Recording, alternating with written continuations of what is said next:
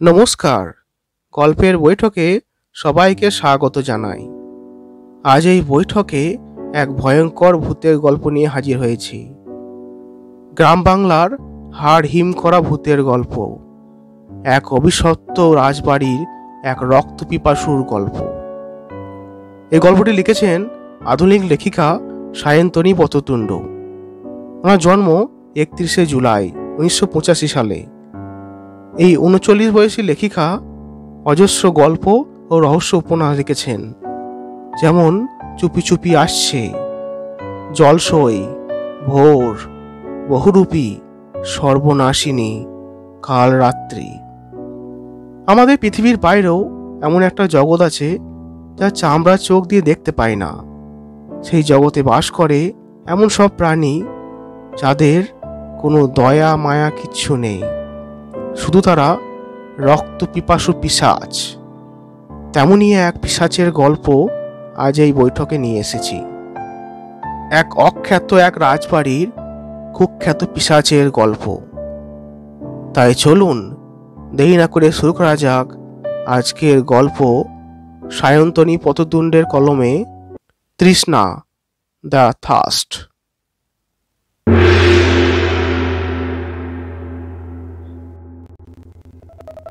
চতুর্দিকে শুধু জল আর জল, স্বচ্ছ নীল জল সূর্যের আলোয় ঝিকমিক করে উঠছে, স্ফটিকের মতো দ্যুতি ছড়াচ্ছে, হাতছানি দিয়ে যেন ডেকে বলছে, আয় আয় আয়। তার ইচ্ছে করছিল এখনই গিয়ে জলে ঝাঁপিয়ে পড়ে। আকণ্ঠ তৃষ্ণায় বুক ফেটে যাচ্ছে, জিভ ঠোঁট খসখসে, বারবার ঠোঁট চাটছে অসম্ভব জল তেষ্টায়। কষ্ট হচ্ছে, বড্ড কষ্ট হচ্ছে তার। একটু জলও কি ওকে খেতে দেবে না ওরা? বুকের ভিতরটা কেমন যেন করছে, গলা শুকিয়ে কাঠ, প্রচণ্ড কষ্টে দরদরিয়ে ঘামছিল সে। জল, এক ফোঁটা জল। সে জানতো না যে এটাই তার শাস্তি। মরণ তৃষ্ণা বুকে নিয়েই তাকে মরতে হবে। যখন সবাই মিলে ওকে জোর করে নানা রকমের রসের মিষ্টি খাওয়াচ্ছিল, তখনও বোঝেনি যে আসলে ঠিক কি হতে চলেছে। মিষ্টি খেতে কে না ভালোবাসে? রাজ কারাগারে অনাহারে রাখা হয়েছিল তাকে। তার উপর অমন রসালো মিষ্টি জীবনেও খায়নি। রাজভোগ বলে কথা, সে বিনা বাক্য ব্যয়ে মহা আনন্দে পেট পুড়ে খেয়ে নিয়েছিল। বুঝতেও পারেনি এক পা করে মৃত্যুর দিকে এগোচ্ছে। মিষ্টি খেতে খেতে তার গলা শুকিয়ে গিয়েছিল, অসম্ভব জল তেষ্টাও পেয়েছিল। সে মৃদু স্বরে বলে, জল। তার কথায় কেউ কর্ণপাত করেনি, কেউ এক ফোঁটা জলও পান করতে দেয়নি তাকে, উল্টে আরো মিষ্টি খাইয়ে দিয়েছিল। খেতে খেতে এক সময় তার কেমন যেন হয়েছিল, কিন্তু ক্ষুধার জায়গা নিয়েছিল বুক ফাটা তৃষ্ণা। তার গা গোলাচ্ছে, মনে হচ্ছে এখনই বমি করে ফেলবে। মাথাটা কেমন ঝিমঝিম করে উঠছে। তেষ্টার চোটে কি জ্ঞান হারাবে শেষ পর্যন্ত? এখন বুঝতে পারছে এক অদ্ভুত নিষ্ঠুর খেলা হচ্ছে তার সঙ্গে, যে খেলায় কোনো ক্ষমা নেই। সে কাতর দৃষ্টিতে জানলা দিয়ে বাইরের দিকে তাকায়। চারিদিকে কত জল, এক বিরাট সরোবরের মাঝখানে এই মহলটি অত্যন্ত সযত্নে তৈরি করা হয়েছে। এমনভাবে জানলাগুলোকে তৈরি করা হয়েছে যে যেদিকেই তাকাও না কেন শুধু জল আর জলই চোখে পড়বে। সরোবরে এত জল, অথচ তার ভাগ্যে কি এক বিন্দু জলও নেই। হে ঈশ্বর, আজ সারাদিন এই মহলেই সে বন্দী, এখান থেকে বেরোনোর উপায়ও নেই। কোনো মতে ঢোক গিলল মানুষটা। বড় কষ্ট, বড্ড তেষ্টা। আর যতবার ওই টলটলে নীল জলের দিকে চোখ পড়ছে, ততই যেন পাল্লা দিয়ে বেড়েছে তৃষ্ণার বহর। এত কাছে তৃষ্ণার শান্তি, অথচ তৃষ্ণা নিবারণের উপায় নেই। অদ্ভুত শোনালেও এটাই সত্যি। এক অভিনব শাস্তির পন্থা। মধুর মরণের রাজকীয় নিদর্শন।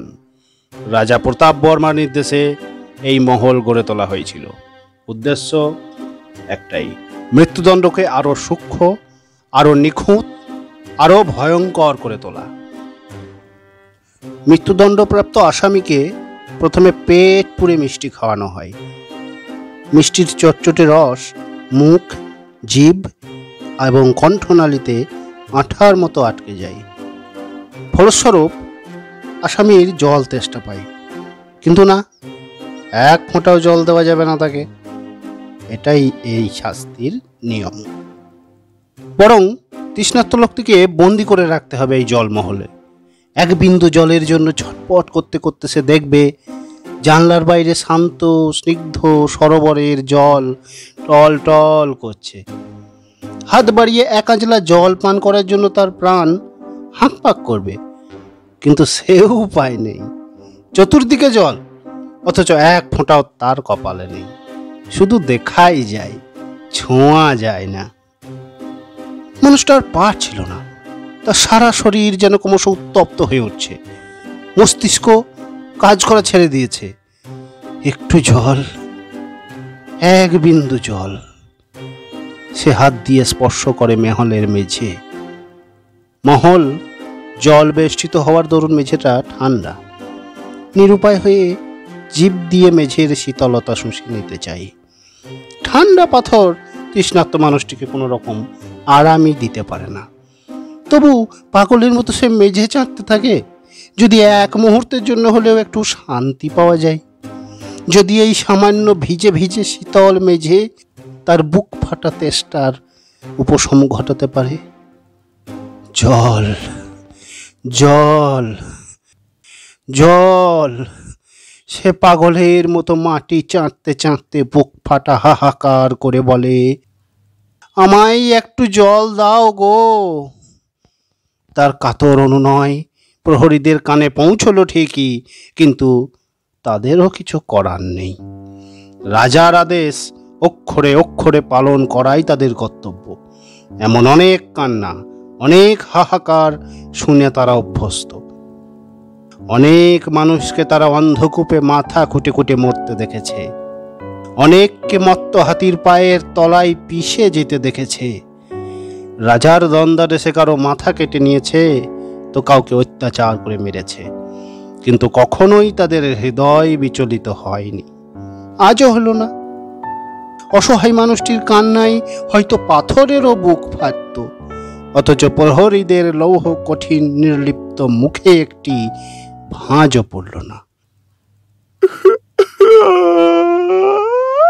কাঁদতে কাঁদতে এক সময় সে থেমে গেল।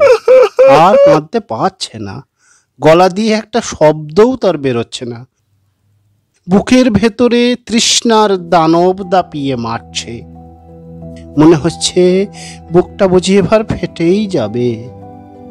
জানলার বাইরে জল তাকে ছলনা ভরে হাতছানি দিয়ে ডাকছে। কত রঙ্গ ভরে কানায় কানায় উপচে পড়েছে। সরোবরের চারিদিকে বের দিয়ে রয়েছে গাছের সারি। তাদের পাতা দিয়ে জলের কণা চুইয়ে চুইয়ে পড়ছে সেই জলাশয়ে। তার সুরেলা টুপ টাপ শব্দ শোনা যায়। জলের উপর দিয়ে বয়ে যাচ্ছে ঠান্ডা শান্ত স্নিগ্ধ হাওয়া। কিন্তু তার শরীরে বুঝি আগুন লেগেছে। সে আগুনে ধোঁয়া ওঠে না, লেলিহান অগ্নি শিখাও দেখা যায় না। শুধু সে একাই বুঝি ভিতরে ভিতরে পুড়ে যাচ্ছে। কোনো কিছুই শান্ত করতে পারছে না তাকে। তৃষ্ণা, তৃষ্ণা, অসম্ভব তৃষ্ণা।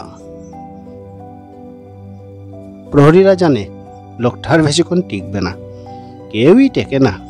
তৃষ্ণায় হয় ধুঁকতে ধুঁকতে মরে, নয়তো মানসিক ভারসাম্য হারিয়ে মাথা খুঁটে মরে। যাই হোক না কেন, মৃত্যু তার অবধারিত, শুধু কিছু সময়ের অপেক্ষা মাত্র। সারা শরীরে দাবানল বইছে। প্রচণ্ড জ্বালায় ছটপট করতে করতে সে চারদিকটা একবার দেখলো। ছলনাময়ী নিষ্ঠুর সরোবর এখনো তাকে লোভ দেখিয়ে যাচ্ছে। কোনো মতে যদি জলের কাছে পৌঁছানো যেত, কিন্তু না, সে উপায় নেই। এই দেওয়াল পেরিয়ে বাইরে বেরোনোর সাধ্যি তার নেই, রাস্তাও নেই। জানালায় কারাগারের মতো বড় বড় লোহার গরাদ, বেরিয়ে যাওয়া তো দূর, হাত বাড়িয়ে জল স্পর্শ করাও অসম্ভব। কষ্টটা তার আরো বাড়ছে। মরণ পিপাসায় সে ছটপট করতে শুরু করে। কি করবে এখন?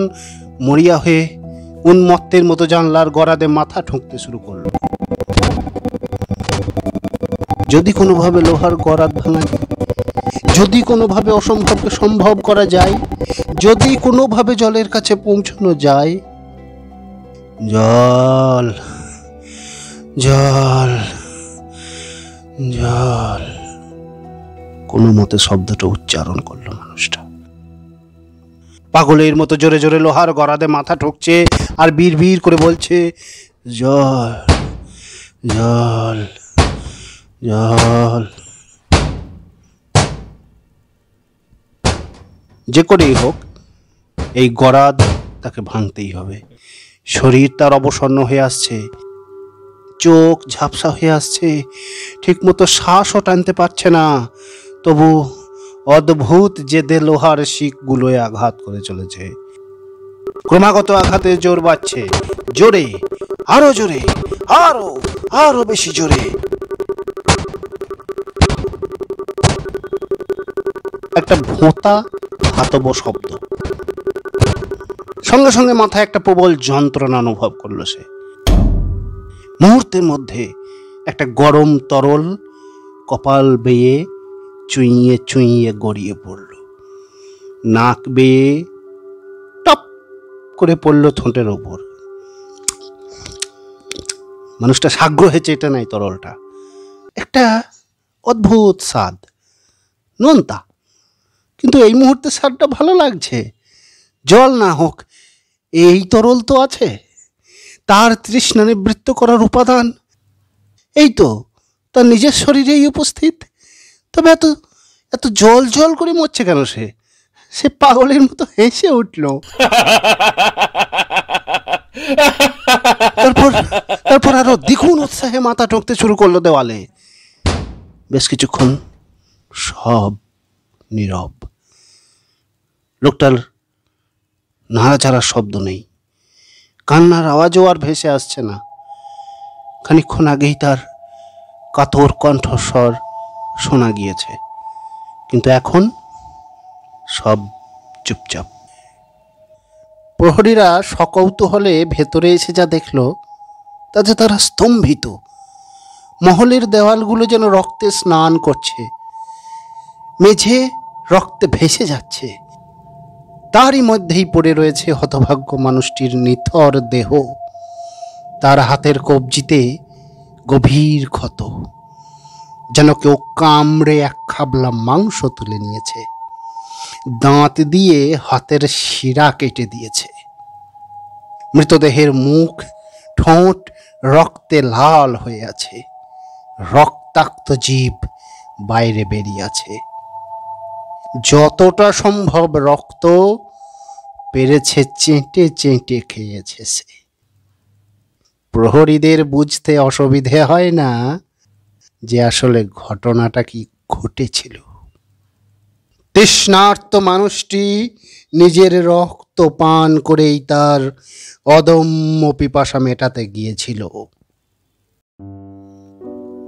প্রত্যেক রাজমহলের পিছনেই কিছু না কিছু অভিশাপ থাকে স্যার। গাইডের ধূসর চোখ দুটোকে ঘিরে রয়েছে ইতিহাসের কুয়াশা। আত্মমগ্ন স্বরে বলল সে, পাপ মানুষকে ধ্বংস করে দেয়, আর প্রত্যেক রাজবংশের ইতিহাসে পাপ, ব্যভিচার, খুন, বিশ্বাসঘাতকতা সবই থাকে। এই রাজবংশও তার ব্যতিক্রম নয়। বহু নিষ্পাপ মানুষের বলি নিয়েছেন রাজা প্রতাপ বর্মা। তার পিতা ভাস্কর বর্মাও কিছু কম ছিলেন না। এরা মানুষকে যন্ত্রণা দেওয়ার নিত্য নতুন পদ্ধতি আবিষ্কার করতেন। রাজার বিরুদ্ধে কোনো কথা কেউ বললেই মৃত্যুদণ্ড দেওয়া হতো। নারী, পুরুষ, শিশু, বৃদ্ধ কারোরই নিস্তার ছিল না। অতীন, সুনন্দা এবং রাজীব তিনজন খুব মন দিয়ে গাইডের কথা শুনছিল। ওরা অনেক দিন ধরে এমনই একটা রাজমহলের খোঁজে ছিল যেখানে অতীতের অভিশাপের গল্প লুকিয়ে রয়েছে। হন্টেড এই নামটা ওদের একটা অত্যন্ত জনপ্রিয় ইউটিউব চ্যানেল আছে। সেই চ্যানেলে নানা ভৌতিক জায়গার প্রকৃত সত্য ভিডিও সহ তুলে ধরা হয়। হন্টেড প্লেস বলে বিখ্যাত জায়গাগুলো আদৌ সত্যিই হন্টেড কিনা তা পরীক্ষা করে তারা দেখে। এখনো পর্যন্ত যত ভৌতিক স্থানের খবর পেয়েছে সর্বত্রই রাত্রিবাস করে ওরা দেখেছে। সঙ্গী paranormal kit, infrared thermometer, digital voice recorder, electromagnetic field detector এবং নাইট ভিশন ক্যামেরা। পুতুল বাড়ি থেকে শুরু করে বেগুনকোঁদর স্টেশন, প্রায় সব বিখ্যাত হন্টেড স্পটেই পৌঁছে গিয়েছে ওরা তিনজন। সারা রাত জেগে অপেক্ষা করেছে কোনো অলৌকিক অস্তিত্বের। এমনকি পার্ক স্ট্রিটের গোরস্থান এবং বিখ্যাত শ্মশানগুলোকেও ছাড়েনি, কিন্তু কোথাও কোনো অলৌকিকতার প্রমাণ তারা এখনো পর্যন্ত হাতে পায়নি। তবে রাত্রিবেলায় এসব জায়গায় একটা গা শিরশিরে শিহরণ অনুভব করাই যায়। মনে হয় এ পৃথিবীর বাইরেও একটা অন্য পৃথিবী আছে। বিশ্বাস করতে ইচ্ছে হয় যে সত্যিই আনাচে কানাচে কোনো অপার্থিব সত্তা লুকিয়ে আছে। হয়তো তার ছায়া এসে পড়ছে ওদের উপরে, হয়তো হাওয়ায় তার ফিসফিসানি শোনা যায়, কিন্তু ওই পর্যন্তই। তারপরে আর কিছু নেই। না শুনতে পেয়েছে কারো কান্না, না দেখতে পেয়েছে কোনো অশরীরী ছায়া। ক্যামেরা বা ভয়েস রেকর্ডারে তো কিছুই ধরা পড়েনি। অবশ্য তাতে ওদের উদ্যম বিন্দুমাত্র কমেনি। বিখ্যাত জায়গাগুলোকে বাদ দিয়ে এবার ওরা খুঁজতে লাগলো অখ্যাত যেসব ভৌতিক স্থান সেগুলোতে। বলাই বাহুল্য, ওদের এই প্রচেষ্টা দর্শকরা খুব পছন্দ করেছে। রাতের প্রেক্ষাপটে অন্ধকারের নাগপাশে জড়ানো অভিশপ্ত জায়গাগুলো মনে হনে একটা ভয়ের জন্ম দেয়, একটা গা শিহরণে ভাব। গোটা ভিডিও জুড়েই কি হয় ভাব। দর্শকের তো বুক ঢিপ ঢিপ করে। এরকম উত্তেজনা কে না ভালোবাসে। তাই ক্রমাগতই ওদের চ্যানেলের সাবস্ক্রাইবার বেড়েই চলেছে। প্রত্যেকটা ভিডিওতে কয়েক হাজার লাইক আর কয়েকশো কমেন্ট। কুসুমপুরের রাজবাড়িরও একটা ভৌতিক বদনাম রয়েছে। শহর থেকে অনেকটাই দূরত্বে এই রাজমহল এখন পরিত্যক্ত। তবে অতীন এক ঝলক দেখেই বুঝেছে যে অতীতের এর সৌন্দর্য ছিল দেখার মতো। বিশাল দেহ নিয়ে এখনো রাজবাড়িটা বেশ কিছুটা দূরে অসীম দম্ভে মাথা উঁচু করে দাঁড়িয়ে অপেক্ষা করত। তাকে ঘিরে এক বিরাট আকৃতি অজগরের মতো পাথরের দেওয়াল চলে গিয়েছে টানা। দেয়ালটা কোথাও কোথাও ভেঙে গিয়ে তৈরি করে দিয়েছে ভিতরে যাওয়ার পথ। জায়গায় জায়গায় আগাছার জঙ্গল আর বট গাছের চারা শিকড় চাড়িয়ে ফাটিয়ে দিয়েছে পাথরের পেশল দেহ। রাজমহলটার দিকে তাকিয়ে বুকের ভিতরে একটা অদ্ভুত উত্তেজনা টের পাচ্ছিল সুনন্দা। কি অদ্ভুত বিষণ্ণতা এর দেহ জুড়ে। কোনো এককালের জমকালো মহল আজ প্রায় ধ্বংসস্তূপে পরিণত হয়েছে। দেখলেই কেমন যেন গা শিরশির করে ওঠে। লোকে বলে আজ পর্যন্ত যারা এখানে রাত্রিবেলায় প্রবেশ করেছে তারা সকালে কেউই আর জীবিত অবস্থায় ফিরতে পারেনি। সত্যি কি তাই, নাকি অন্যান্য তথাকথিত ভৌতিক স্থলের মতো এ রাজমহলও তাদের শূন্য হাতেই ফেরাবে? প্রতাপ বর্মা তুলনায় ছোট রাজ্যের রাজা হলে কি হবে, তার স্বভাব ছিল পাখের মতো নিষ্ঠুর।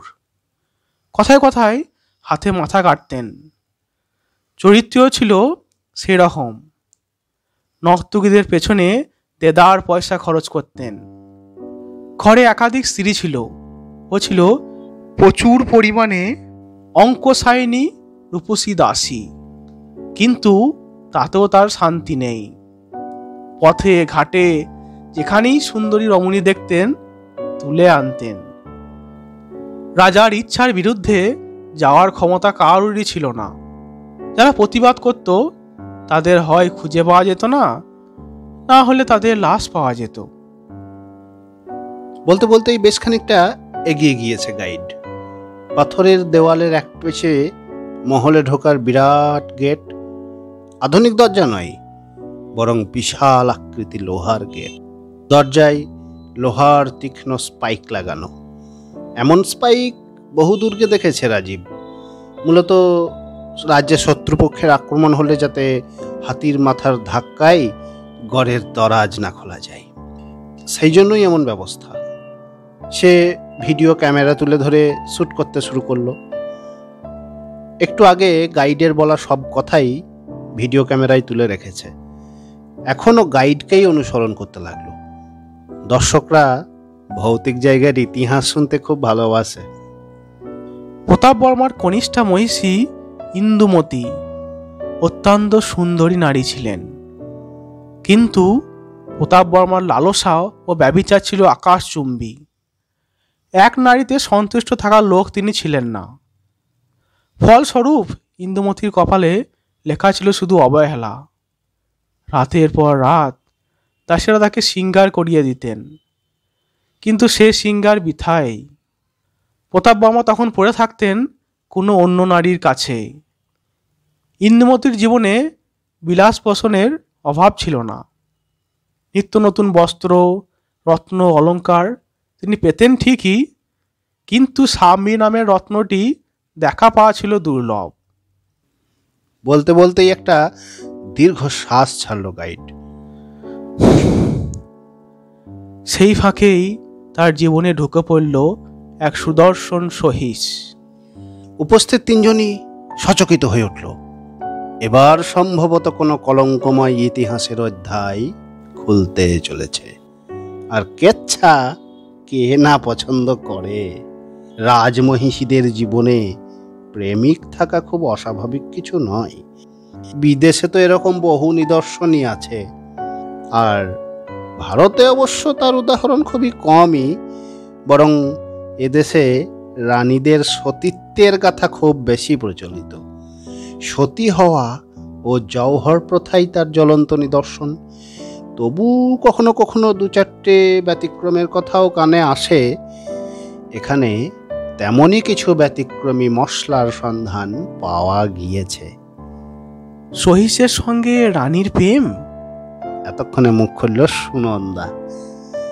কৌতূহলী স্বরে বলল, সে কি প্রতাপ বর্মা জানতে পারেনি? প্রথমে জানতে পারেনি, কিন্তু পরে। বলতে বলতেই থেমে গেল গাইড। সামনে ঝোপ জঙ্গলে ভরা এক ফালি ঘেরা জায়গা। কোথাও একসময় হয়তো বাগান ছিল, এখন বিশেষ কিছু নেই। শুধু একটা পাথরের তৈরি আসনের মতো কি যেন ওটা দেখা যাচ্ছে। সেদিকেই হাত তুলে বলল সে, ওটা রাজাদের প্রমোদ কানন। এখানে একসময় প্রচুর ফোয়ারা ছিল।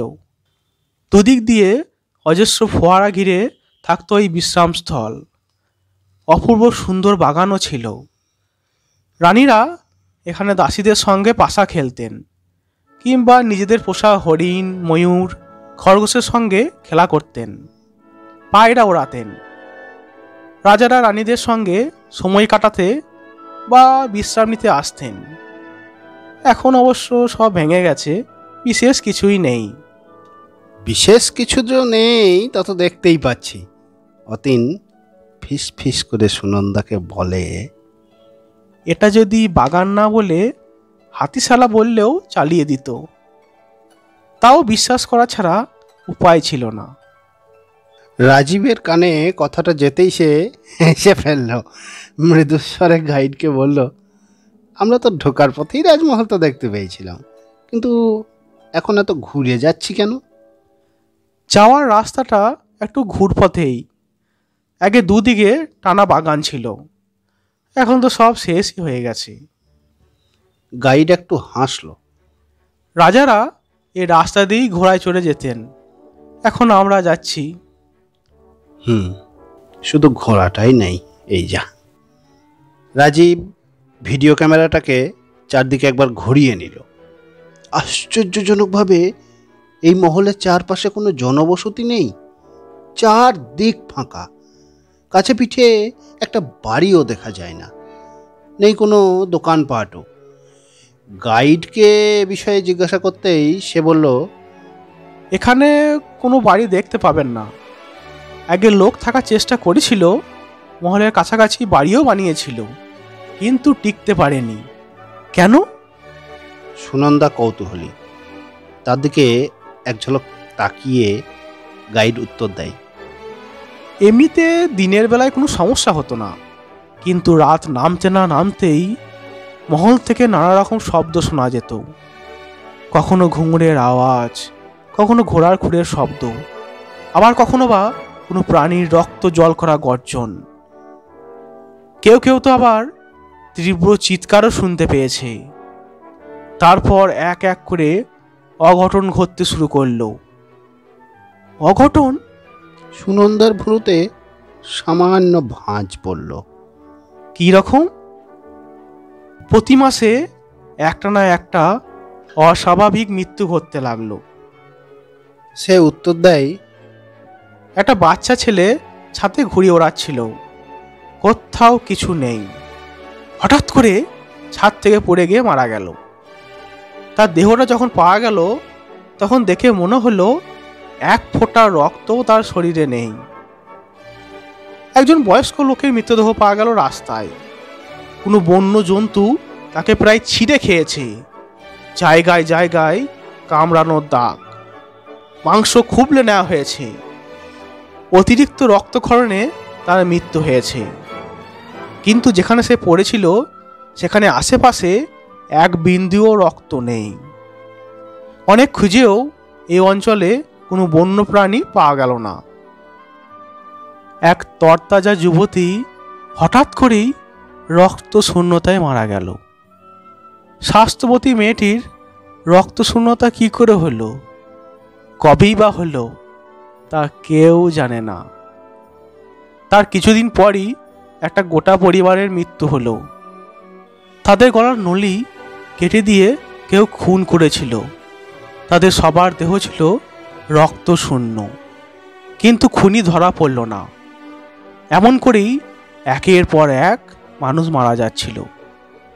অবস্থা দেখে শুনে সকলেরই মনে হলো যে এই জায়গাটা অভিশপ্ত। তাই নিজেদের প্রাণ বাঁচানোর তাগিদে এই জায়গা ছেড়ে তল্পিতল্পা গুটিয়ে চলে গেল।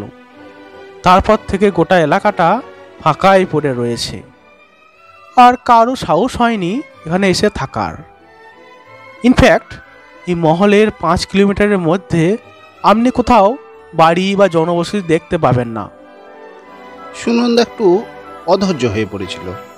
সে রানী ইন্দুমতির পরকীয়া প্রেম সম্পর্কে আগ্রহী।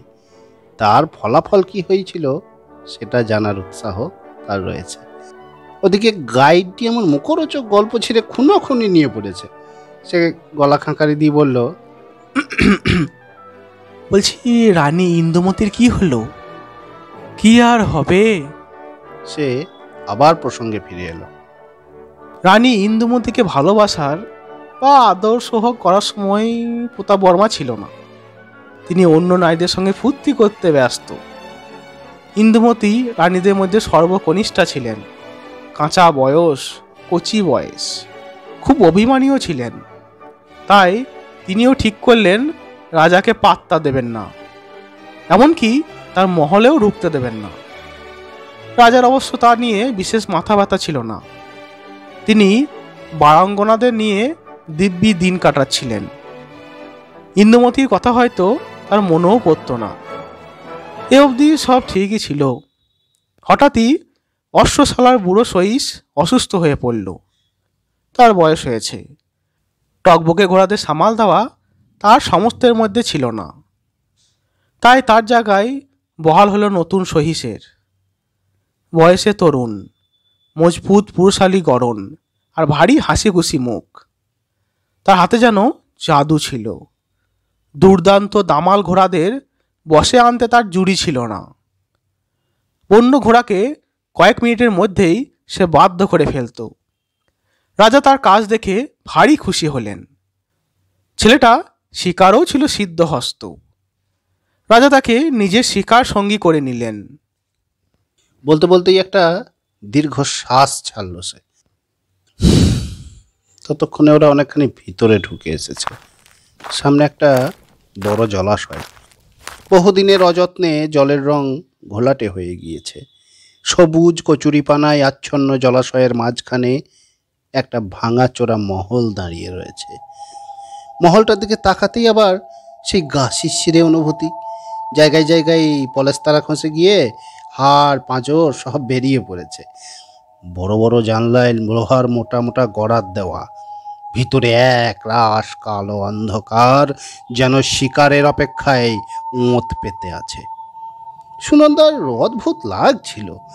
এত বড় জলাশয়ের মধ্যে একটা মহল গড়ে তোলার মানে কি? দেখে তো মনে হয় না যে রাজা রানীদের অবসরকালীন বিনোদনের জন্য তৈরি হয়েছিল। তাহলে তার গড়ন সৌকর্য অন্য ধরনের হতো। বরং এক ঝলক দেখলে এটাকে জেলখানা বলেই মনে হয়। দিঘিটার সামনে একটা পাথরের স্ল্যাব ছিল। গাইড নম্র সুরে বলল, বসুন। ওরা তিনজনেই বসে পড়ল। জলের বুক থেকে ঠান্ডা ফুরফুরে নিশ্চয়ই হাওয়া এসে ঝাঁপিয়ে পড়ছিল ওদের গায়ে মুখে। একসময় নিশ্চয়ই এই বাতাস সুগন্ধি ছিল। এখন শুধু আঁশটে কচুরিপানার গন্ধ ছাড়া আর কিছু নেই। আর আছে বিনবিনে মশা। বসতে না বসতেই চতুর্দিক দিয়ে সব ছেঁকে ধরল।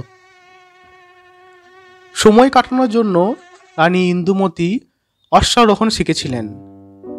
সন্তানাদি হয়নি। স্বামীও তো পরকীয়াতে লিপ্ত।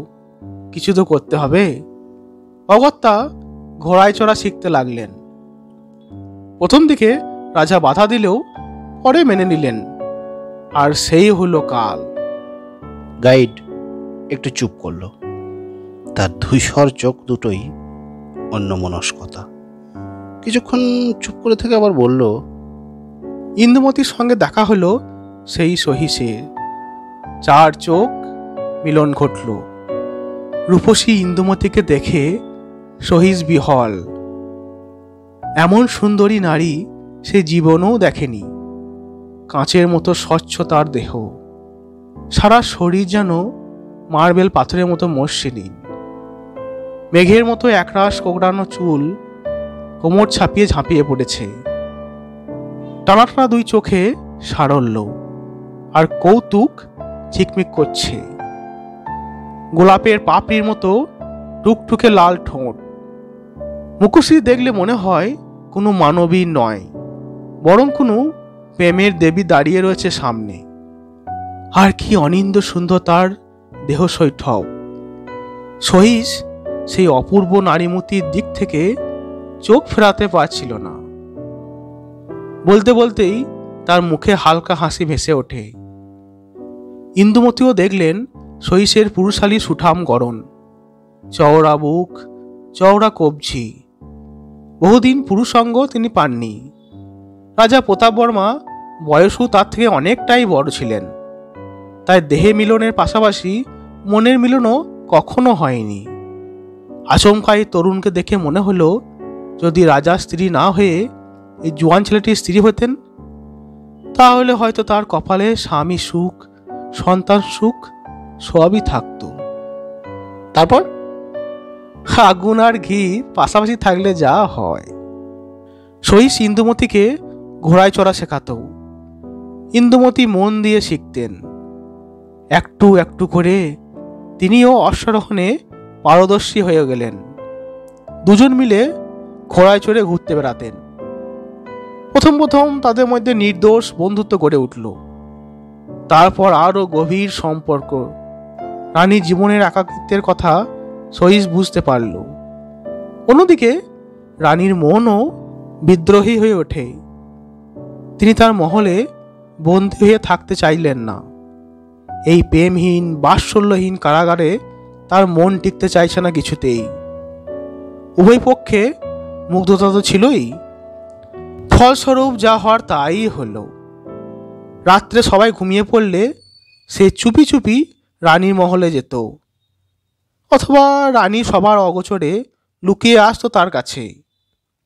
দুটি মন এক হয়ে গেল, দুটি দেহ মিলিত হলো, কিন্তু তখনও পর্যন্ত কেউ কিছুই জানতে পারেনি। কিন্তু বাদ সারল প্রকৃতি, মানে রানী গর্ভবতী হলেন। প্রতাপবর্মার ব্যাপারটা বুঝতে একটু দেরি হলো না। বহুদিন তো তিনি ছোট্ট রানীর মহলে যাননি, দুজনের শারীরিক মিলনও হয়নি বহুদিন। তবে রানী গর্ভবতী হলেন কি করে? প্রতাপবর্মা মদ্যপ্য লম্পট ছিলেন ঠিকই, কিন্তু নির্বোধ ছিলেন না। ঠিকই বুঝলেন যে এই সন্তান তার ঔরসের নয়। রাগে রাজার মাথায় আগুন জ্বলছিল। তিনি কোনো কথা না বলে ইন্দুমতিকে বন্দি করলেন, তাকে নিক্ষেপ করলেন অন্ধস্তূপে। প্রতাপবর্মার অত্যাচারের নিজস্ব পদ্ধতি ছিল। গর্ভবতী ইন্দুমতিকে নানাভাবে অত্যাচার করে তিনি জানতে চাইলেন যে এই সন্তানের বাবা কে। রানী প্রথমে মুখ না খুললেও শেষ পর্যন্ত ভেঙে পড়লেন। বিলাস বসনে অভ্যস্ত ইন্দুমতি কষ্ট কাকে বলে জানতেন না, তাই নানাবিধি উৎপীড়নের ফলে বেশি দিন আর সহ্য করতে পারলেন না। শেষ পর্যন্ত সবকিছু স্বীকার করতে বাধ্য হলেন। জানালেন যে রাজার অগোচরে সহিসের সঙ্গে তার সম্পর্ক গড়ে উঠেছে। সর্বনাশ! আপন মনেই ফিস ফিস করে বলল রাজীব, কিন্তু শব্দটা গাইডের কানে গিয়েছে। সে একটু চুপ করে থেকে বলল, সর্বনাশ তো বটেই। সহিস রানীর বন্দী হওয়ার খবরটা পেয়েই পালিয়ে যাওয়ার চেষ্টা করেছিল। স্বাভাবিক, প্রেমের থেকে প্রাণের কদর অনেক বেশি, কিন্তু সে চেষ্টা তার সফল হয়নি। রাজার সৈন্যরা তাকে খুঁজে বের করলো, তারপর শুরু হলো তার উপর অত্যাচার। রাজা তাকে বন্দি করলেন। মৃত্যুদণ্ড দিতেই চেয়েছিলেন, কিন্তু খুব সহজে মৃত্যু দিলে তো হবে না। প্রথমে তার নির্দেশে সৈন্যরা সহিসকে প্রচণ্ড মারধর করল। তার হাত পা প্রায় পিষেই দেওয়া হলো। শরীরের নানা জায়গায় ধারালো অস্ত্র দিয়ে চিরে নুন ছড়িয়ে দেওয়া হলো। তারপর তাকে নিয়ে আসা হলো এই জলমহলে। বলতে বলতেই গাইড জলাশয়ের মধ্যে ওই মহলটিকে দেখিয়ে দেয়। এখনো বুকে এক রাস অন্ধকার নিয়ে মহলটি দাঁড়িয়ে রয়েছে। অনেক হাহাকার হয়তো তার বুকের মধ্যে নীরবে গুমড়ে গুমড়ে মরেছে। বিকেলের বিষণ্ণ আলোয় অদ্ভুত লাগছিল সাদা রঙের বাড়িটাকে। জলমহলে একটা বিশেষ শাস্তি দেওয়া হতো অপরাধীদের। সে বলতে থাকে, প্রথমে আসামিকে পেট ভরে মিষ্টি খাওয়ানো হতো, আদর করে নয়, জোর করে। এতটাই বেশি পরিমাণে খাওয়ানো হতো যাতে তার শরীর আয় ঢাই করতে থাকে এবং প্রবল জল তেষ্টা পায়। সে জল চায়, কিন্তু তাকে জল পান করতে দেওয়া হয় না। উল্টে এই জলমহলের মধ্যে তাকে বন্দি করে রাখা হয়। শাস্তিপ্রাপ্ত মানুষটি বারবার জল প্রার্থনা করতে থাকে, কিন্তু কেউ তাকে জল দেয় না। বরং সে প্রচণ্ড তৃষ্ণা নিয়ে দেখতে থাকে তার চারদিকে কত জল। তখন তো এরকম কচুরিপানা ভর্তি ছিল না জলটা। রাজার সরোবর বলে কথা, একেবারে কাঁচের মতো স্বচ্ছ জল ছিল। আসামি তৃষ্ণা যেন দ্বিগুণ বেড়ে যেত। সে ছটপট করত একটু জল পাওয়ার জন্য, কান্নাকাটি করত, অনুনয় বিনয় করত, কিন্তু কেউ তাকে জল দিত না। এইভাবেই সে আস্তে আস্তে প্রচণ্ড পিপাসা নিয়েই মৃত্যুর কোলে ঢলে পড়ত। কি নিষ্ঠুর! নন্দা বলে উঠল, চারদিকে জল, অথচ খাবার উপায় নেই। এ তো মারাত্মক টর্চার। আগে টর্চার তো বটেই। গাইড তার কথা মেনে নেয়। সহিসকেও রাখা হয়েছিল এখানে। মৃত্যু অবধারিত ছিল। রাজা চেয়েছিলেন প্রতি মুহূর্তে সে মরুক, নিজের কৃতকর্মের জন্য আফসোস করতে করতে তিলে তিলে মৃত্যুবরণ করুক। আর হলোও তাই। তবে রাজা যতটা ভেবেছিলেন, সহিস তার চেয়েও বেশি বিভৎস মৃত্যু পেয়েছিল। ওরা তিনজনেই সপ্রশ্ন দৃষ্টিতে তাকায় তার দিকে। গাইড আবার অন্যমনস্ক হয়ে পড়েছে। সে বিড়বিড় করে বলল, তেষ্টার জ্বালায় সহিস নিজের মাথা ফাটিয়ে নিজের রক্তই চেটে চেটে খেয়েছিল। এমনকি তার সারা শরীরে ছিল কামড়ের দাগ। নিজেই কামড়ে কামড়ে রক্ত বের করে ফেলেছিল, আর সেই রক্ত পান করেছিল। আশ্চর্য! অতীন স্তম্ভিত। এটা কি করে সম্ভব? মানুষ মানুষ কতটা যন্ত্রণা পেলে এরকম করতে পারে? সে আর চোখে তাকিয়ে দেখল বাকিদেরও প্রায় একই অবস্থা। সুনন্দা জানতে চাই, ইন্দুমতির কি হলো? তার যে কি হয়েছিল তাও কেউ জানে না ম্যাডাম। সে আফসোসে মাথা নাড়ল। অনেকেই বলে অন্ধকূপে তাকে জ্যান্ত কবর দেওয়া হয়েছিল।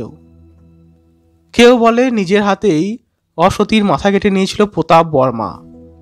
আবার কেউ বা বলে তাকে আর তার অনাগত সন্তানকে বিষ খাইয়ে মারা হয়েছিল। অন্ধকূপটা অবশ্য এখনো আছে, সেখানে নাকি লুকিয়ে রাখা হয়েছে ইন্দুমতির লাশটাকে। তাই নাকি? আমরা কি দেখতে পাবো? অত্যন্ত উৎসাহ নিয়ে জানতে চাই রাজীব। গাইড উত্তরে স্মিত হাসে। অবশ্য দেখতে পাবেন। রাজমহল থেকে একটু এগোলেই জেলখানা পড়বে। অন্ধকূপটাও জেলখানা লাগোয়া এখনো আছে, তবে সবই ভাঙাচোরা। কেউ তো মেনটেনেন্স করার নেই। রাজপাট সব শেষ, আর রাজবংশও শেষ হয়ে গেছে। আচ্ছা, রাজবংশের কোনো উত্তরাধিকারী নেই? না স্যার। সে একটু চুপ করে থেকে বলল, প্রতাপ বর্মার ওই কাজের পর সেই বংশের উপর কার যেন অভিশাপ লেগে গেল। রাজা একদিন তরোয়াল খেলতে গিয়ে চোট পেলেন। ক্ষত খুব সামান্যই ছিল, রক্তপাতও তেমন হয়নি। কিন্তু রাজার যে কি যে হয়ে গেল কে জানে। যত দিন যায় দিনে দিনে তিনি দুর্বল হয়ে পড়তে লাগলেন। রাজবৈদ্য দেখে বলল তার নাকি অনেক রক্তপাত হয়েছে। তার জন্য রক্তশূন্যতা দেখা দিয়েছে। অনেক ওষুধও দেওয়া হলো, চেষ্টার ত্রুটিও ছিল না, কিন্তু রাজাকে আর বাঁচানো গেল না। আশ্চর্যজনকভাবে তার ক্ষতও সারল না। মৃত্যুর পরও সেই ক্ষতস্থান থেকে দু একটা ফোঁটা রক্ত ছুঁয়ে পড়েছিল, আর তার সারা দেহে ছিল কাগজের মতো সাদা, যেন এক ফোঁটা রক্তও তার শরীরে নেই। আশ্চর্য তো!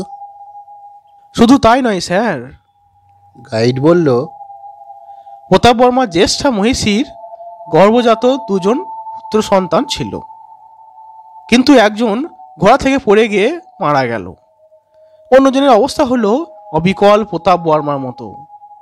শিকারে গিয়ে আঘাত পেয়েছিল, সেই ক্ষত আর শুকালো না। বাবার মতোই ছেলেও মারা গেল রক্তশূন্যতায়। এইভাবেই একটু একটু করে গোটা বংশটাই শেষ হয়ে গেল। সবাই বলে সেই সহিসের তৃষ্ণা নাকি এখনো মেটেনি।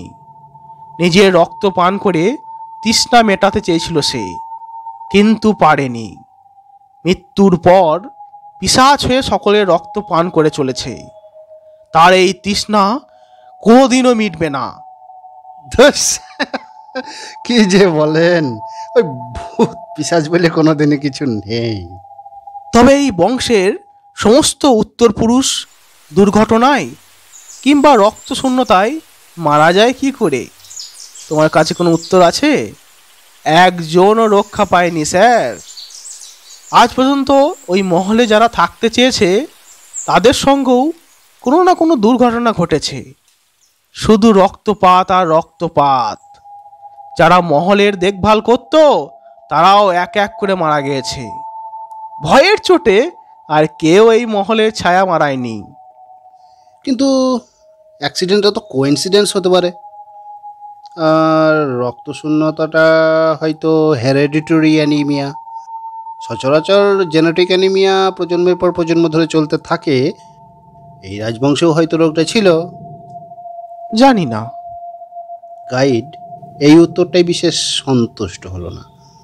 তার ধূসর চোখে কিসের যেন একটা ভয়। সে আলগোছে আকাশের দিকে তাকায়। একটু পরেই অন্ধকার নামবে স্যার। তার আগে চলুন জেলখানা, অন্ধকূপ আর রাজমহলটা ভালো করে দেখে নেবেন। আজ এই গল্পটির পর্ব এখানেই শেষ হলো। পরবর্তী পর্বটি খুব তাড়াতাড়ি নিয়ে আসছি। সেটা আরও ভয়ঙ্কর, আরও রহস্যজনক, গা ছমছমে পরিবেশের ওপর আধারিত। পরবর্তী পর্বটি শুনতে ভুলবেন না। এই পর্বটি কেমন লাগলো সবাই কমেন্ট করে জানান। আর ভালো লাগলে একটা লাইক অবশ্যই দেবেন। আর আমার চ্যানেলে এরকম আরও ভালো ভালো গল্প শুনতে সাবস্ক্রাইব করতে কিন্তু ভুলবেন না। So please subscribe.